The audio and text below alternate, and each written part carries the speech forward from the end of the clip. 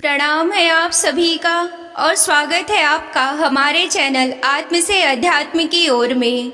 आज हम इस वीडियो के माध्यम से जानेंगे श्रीमद् भागवत महापुराण के चतुर्थ स्कंद के चौथे अध्याय के विषय में। सतगुरु सतनाम आदि माता अलख निरंजन होवहु वांछित फल दुहक भंजन। ओम श्री गणसाय नमः। अथ चतुर्थो अध्याय। शीर्षक सती का अग्नि प्रवेश। आइए अब कथा का आरंभ करते हैं। श्री मैत्रेय जी कहते हैं कि विदुर जी इतना कहकर भगवान शंकर मौन हो गए। उन्होंने देखा कि दक्ष के यहाँ जाने देने अथवा जाने से रोकने दोनों ही अवस्थाओं में सती के प्राण त्याग की ही संभावना है।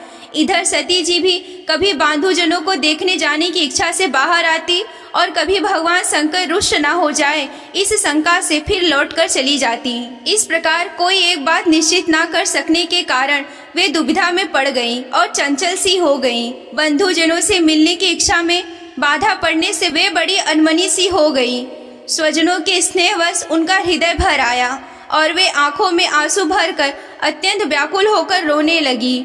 उनका शरीर थर थर कांपने लगा और वे अप्रतिम पुरुष भगवान शंकर की ओर इस प्रकार रोषपूर्ण दृष्टि से देखने लगी कि मानो उन्हें भस्म कर देंगी। शोक और क्रोध ने उनके चित्त को बिल्कुल बेचैन कर दिया था तथा स्त्री स्वभाव के कारण उनकी बुद्धि मूढ़ हो गई। जिन्होंने प्रीतिवश उन्हें अपना आधा अंग तक दे दिया था, उन सत्पुरुषों के प्रिय भगवान शंकर को भी छोड़कर वे लंबी लंबी सांस लेते हुए अपने माता पिता के घर की ओर चल दी। सती को बड़ी फुर्ती से अकेली जाते देख श्री महादेव जी के माड़ीमान एवं मद आदि हजारों सेवक भगवान के वाहन वृषभ राज को आगे कर तथा और भी अनेकों पार्षद और यक्षों के साथ लेकर बड़ी तेजी से निर्भयता पूर्वक उनके पीछे हो लिए। उन्होंने सती को बैल पर सवार कर दिया तथा मैना पक्षी, गेंद, दर्पण, कमल आदि खेल की सामग्री, श्वेत छत्र, चवर, माला आदि, राज चिन्ह और दुदुम्भी, शंख और बांसुरी आदि गाने बजाने के समान सुसज्जित होकर उनके साथ चल दिए। तदंतर सती अपने समस्त सेवकों के साथ दक्ष की यज्ञशाला में पहुंची। वहाँ वेद ध्वनि करते हुए ब्राह्मणों में परस्पर होड़ लगी थी। सबसे ऊंचे स्वर में कौन बोले, सब और ब्रह्मर्षि और देवता विराजमान थे। जहाँ तहाँ मिट्टी, काठ, लोहे, सोने, डाब और चर्म के पात्र रखे हुए थे। वहाँ पहुँचने पर पिता के द्वारा सती की अवहेलना हुई। यह देखकर यज्ञकर्ता दक्ष के भय से सती की माता और बहनों के सिवाय किसी भी मनुष्य ने उनका कुछ भी आदर सत्कार नहीं किया। अवश्य ही उनकी माता और बहनें बहुत प्रसन्न हुई और प्रेम से गदगद होकर उन्होंने सती जी को आदर पूर्वक गले लगाया। किंतु सती ने पिता से अपमानित होने के कारण बहनों के कुशल प्रश्न सहित प्रेम पूर्ण वार्तालाप तथा माता और मौसियों के सम्मान पूर्वक दिए हुए उपहार और सुंदर आसन आदि को स्वीकार नहीं किया। सर्वलोकेश्वरी देवी सती का यज्ञ मंडप में तो अनादर हुआ ही था। उन्होंने यह भी देखा कि उस यज्ञ में भगवान शंकर के लिए कोई भी भाग नहीं दिया गया है और पिता दक्ष उनका बड़ा अपमान कर रहा है। इससे उन्हें बहुत क्रोध हुआ। ऐसा जान पड़ता है कि मानो वे अपने रोष से संपूर्ण लोगों को भस्म कर देंगी। दक्ष को कर्म मार्ग के अभ्यास से बहुत घमंड हो गया था। उसे शिव जी से द्वेष करते देख जब सती के साथ आए हुए भूत उसे मारने को तैयार हुए तो देवी सती ने उन्हें अपने तेज से रोक दिया और सब लोगों को सुनाकर पिता की निंदा करते हुए क्रोध से लड़खड़ाती हुई वाणी में कहा। देवी सती ने कहा कि पिताजी, भगवान शंकर से तो बड़ा संसार में कोई है ही नहीं। वे तो सभी देवधारियों के प्रिय आत्मा है।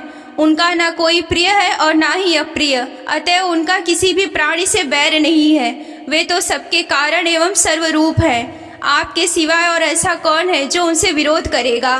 द्विजवर, आप जैसे लोग दूसरों के गुणों में भी द्वेष ही देखते हैं, किंतु कोई साधु पुरुष ऐसा नहीं करता। जो लोग दोष देखने की बात तो अलग रही, दूसरों के थोड़े से गुण को भी बड़े रूप में देखना चाहते हैं, वे सबसे श्रेष्ठ हैं। खेद है कि आपने ऐसे महापुरुषों पर भी दोषारोपण किया है। जो दुष्ट मनुष्य इस स्वरूप जड़ शरीर को ही आत्मा मानते हैं, वे यदि ईर्ष्या व सर्वदा ही महापुरुषों की निंदा करें तो यह कोई आश्चर्य की बात नहीं है, क्योंकि महापुरुष तो उनकी इस चेष्टा पर कोई ध्यान नहीं देते, परंतु उनके चरणों की धूलि उनके इस अपराध को न सहकर उनका तेज नष्ट कर देती है। अतः महापुरुषों की निंदा जैसी जघन्य कार्य उन दुष्ट पुरुषों को ही शोभा देता है, जिनका शिव यह 2 अक्षरों का बड़ा प्रसंगवश एक बार भी मुख से निकल जाने पर मनुष्य के समस्त पापों को तत्काल नष्ट कर देता है, जिनकी आज्ञा का कोई भी उल्लंघन नहीं कर सकता। ओह, उन्हीं के पवित्र कीर्ति मंगल में भगवान शंकर से आप द्वेष करते हैं। अवश्य ही आप अमंगल रूप हैं। अरे महापुरुषों के मन मधुकर ब्रह्मानंदमय रस का पान करने की इच्छा से जिनके चरण कमलों का निरंतर सेवन किया करते हैं और जिनके चरणार बिंद सकाम पुरुषों को उनके अभिष्ट भोग देते हैं, उन विश्व बंधु भगवान शिव से आप बैर रखते हैं। वे केवल नाम मात्र के शिव है, उनका भेष अशिव रूप अमंगल रूप है। इस बात को आपके सिवाय दूसरा कोई देवता संभवतः नहीं जानते, क्योंकि जो भगवान शिव के शमशान भूमि नरमुंडों की माला, चिता की भस्म और हड्डियां पहने, जटा बिखेरे भूत पिशाचों के साथ शमशान में निवास करते हैं, उन्हीं के चरणों पर से गिरे हुए निर्माल्य को ब्रह्मा आदि देवता अपने सिर पर धारण करते हैं। यह निरंकुश लोग धर्म मर्यादा की रक्षा करने वाले अपने पूजनीय स्वामी की निंदा करे तो अपने में उसे दंड देने की शक्ति ना होने पर कान बंद करके वहां से चला जाए, और यदि शक्ति हो तो बलपूर्वक पकड़कर उस बकवाद करने वाली अमंगल रूप दुष्ट की जिह्वा काट डाले। इस पाप को रोकने के लिए स्वयं अपने प्राण तक दे दे, यही धर्म है। आप भगवान नीलकंठ की निंदा करने वाले हैं, इसीलिए आपसे उत्पन्न हुए इस शरीर को अब मैं नहीं रख सकती। यदि भूल से कोई निंदित वस्तु खा ली जाए, वमन करके निकाल देने से ही मनुष्य की शुद्धि बताई जाती है। जो महामुनि निरंतर अपने स्वरूप में ही रमण करते हैं, उनकी बुद्धि सर्वथा वेद की विधि निषेधमय वाक्यों का अनुसरण नहीं करती। जिस प्रकार देवता और मनुष्यों की गति में भेद रहता है, उसी प्रकार ज्ञानी और अज्ञानी की स्थिति में एक सी नहीं हो सकती। इसीलिए मनुष्य को चाहिए कि वह अपने ही धर्म मार्ग में स्थित रहते हुए दूसरों के मार्ग की निंदा ना करे। प्रवृत्ति और निवृत्ति रूप दोनों ही प्रकार के कर्म ठीक है। वेद में उनके अलग अलग रागी और विरागी 2 प्रकार के अधिकारी बताए गए हैं। परस्पर विरोधी होने के कारण उक्त दोनों प्रकार के कर्मों का एक साथ ही पुरुष के द्वारा आचरण नहीं किया जा सकता। भगवान शंकर तो परम ब्रह्मा परमात्मा है, उन्हें इन दोनों में से किसी भी प्रकार का कर्म करने की आवश्यकता नहीं है। पिताजी, हमारा ऐश्वर्य अव्यक्त है, आत्मज्ञानी महापुरुष भी उसका सेवन कर सकते हैं। आपके पास ऐश्वर्य नहीं और यज्ञशालाओं में यज्ञान से तृप्त होकर प्राण पोषण करने वाले कर्मठ लोग उसकी प्रशंसा नहीं करते। आप भगवान शंकर का अपराध करने वाले हैं, अतः आपके शरीर से उत्पन्न इस निंदनीय देह को रखकर मुझे क्या करना है। आप जैसे दुर्जन से संबंध होने के कारण मुझे लज्जा आती है। जो महापुरुषों का अपराध करता है, उससे होने वाले जन्म को भी धिक्कार है। जिस समय भगवान शिव आपके साथ मेरा संबंध दिखलाते हुए मुझे हंसी में ही दक्षिणायन दक्ष कुमारी के नाम से पुकारेंगे, उस समय हंसी को भूलकर मुझे बड़ी ही लज्जा और खेद होगा। इसीलिए उससे पहले ही मैं आपके अंग से उत्पन्न इस सौतुल्य शरीर का त्याग कर दूंगी। श्री मैत्रेय जी कहते हैं, काम आदि शत्रुओं को जीतने वाले विदुर जी उस यज्ञ मंडप में दक्ष से इस प्रकार कह देवी सती मौन होकर उत्तर दिशा में भूमि पर बैठ गई। उन्होंने आचमन करके पीला वस्त्र ओढ़ लिया तथा आंखें मूंद कर अपनी शरीर छोड़ने के लिए योग मार्ग में स्थित हो गई। उन्होंने आसन को स्थिर कर प्राणायाम द्वारा प्राण और अपान को एक रूप करके नाभि चक्र में स्थित किया। फिर उदान वायु को नाभि चक्र से ऊपर उठाकर धीरे धीरे बुद्धि के साथ हृदय में स्थापित किया। इसके पश्चात अनिंदिता सती उस हृदय स्थित वायु को कंठ मार्ग से भ्रिकुटियों के बीच में ले गई। इस प्रकार जिस शरीर को महापुरुषों के पूजनीय भगवान शंकर ने कई बार बड़े आदर से अपनी गोद में बिठाया था, दक्ष पर कुपित होकर उसे त्यागने की इच्छा से महामनुष्यनी सती ने अपने संपूर्ण अंगों में वायु और अग्नि की धारणा की। अपने पति जगत गुरु भगवान शंकर के चरण कमल मकरंद का चिंतन करते करते सती ने अपना ध्यान भुला दिया। उन्हें उन चरणों के अतिरिक्त कुछ भी दिखाई ना दिया।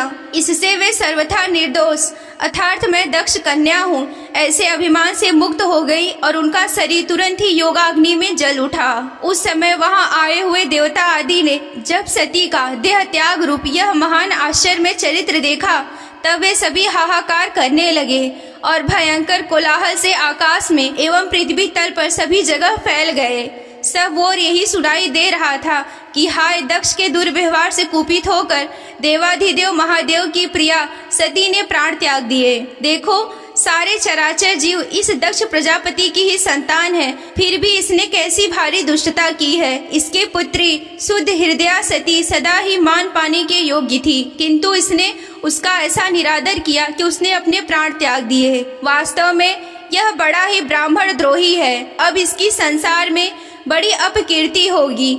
जब इसकी पुत्री सती इसी के अपराध से प्राण त्याग करने को तैयार हुई, तब भी इसने शंकर द्रोही हिंस से उसे रोका तक भी नहीं। जिस समय सब लोग ऐसा कर रहे थे, उसी समय शिव जी के पार्षद सती का यह अद्भुत प्राण त्याग देख अस्त्र शस्त्र लेकर दक्ष को मारने के लिए उठ खड़े हुए। उनके आक्रमण का वेग देखकर भृगु ने यज्ञ में विघ्न डालने वालों का नाश करने के लिए अपहंत रक्ष इत्यादि मंत्र का उच्चारण करते हुए दक्षिणा यज्ञ में आहुति दी। अधर युग भृगु ने ज्यों ही आहुति छोड़ी कि यज्ञ कुंड से ऋषु नाम के हजारों तेजस्वी देवता प्रकट हो गए। इन्होंने अपनी तपस्या के प्रभाव से चंद्रलोक को प्राप्त किया था। उन ब्रह्म तेज संपन्न देवताओं ने जलती हुई लकड़ियों से आक्रमण किया तो समस्त गुहाक और प्रमथगण इधर उधर भाग गए। यहीं पर श्रीमद् भागवत महापुराण के चतुर्थ स्कंद का चौथा अध्याय समाप्त होता है। अगर आप श्रीमद् भागवत महापुराण की कथा में रुचि रखते हैं और विस्तार पूर्वक वर्णन यूं ही सुनना चाहते हैं तो हमारे चैनल को सब्सक्राइब कर लें। ये अध्याय आप सभी को कैसा लगा हमें कमेंट करके बताएं। आज के वीडियो में बस इतना ही। मिलते हैं अगले वीडियो में। तब तक के लिए आप सभी को जय आदि शक्ति भोलेनाथ जी हर हर महादेव।